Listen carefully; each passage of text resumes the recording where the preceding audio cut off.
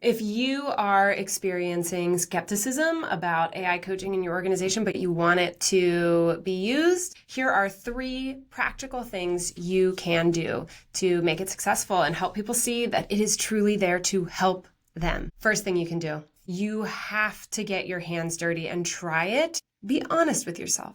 Is this AI coach actually giving you game-changing value? Because I have heard from so many leaders who have tried AI coaches that it felt rote, that it felt like it just kept asking questions, that it didn't actually give helpful information. There is a rush to the market for people to just push out AI coaches prematurely. And we have been in this game for 10 years. We know what it takes to make a good AI coach. Point number 2, when we are trying to change behavior in anybody, you really need 2 things. One, obviously, you need to be able to equip them with the framework, with the tool, with whatever it is that they need to do, right? But even more important than that, people don't use something they don't want to use. So most important is you have to inspire them. You have to make their heart want a new, better way. You have to open their eyes to see the new possibilities. And this is where you using it was critical. Share your story. What did you use it for? What were you struggling with? What was your problem? What could you not figure out on your own? And then how did it help you? And how easy was it to use? How much stronger are you now with that newfound wisdom that you have? That story that you share is going to be critical.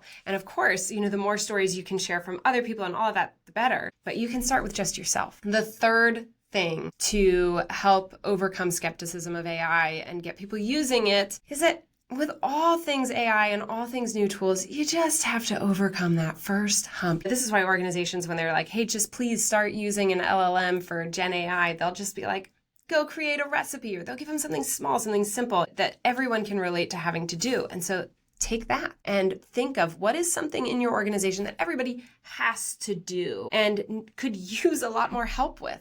So maybe that is your performance review cycle. Maybe that is your one-on-ones. Maybe that is your leadership development program. There's some sort of training or cyclical process that has to be done. Embed it in that first in a way where it is just a natural part of the process and it truly is giving that game-changing value to people, because all it takes is one taste that is truly helpful and people will come back and use it, which is why the first step really matters. Test it out, then share your stories to inspire people, and then embed it in processes. Those 3 tips will help you overcome skepticism to AI coaching and turn it into something that valuably creates game-changing outcomes for your people and your organization.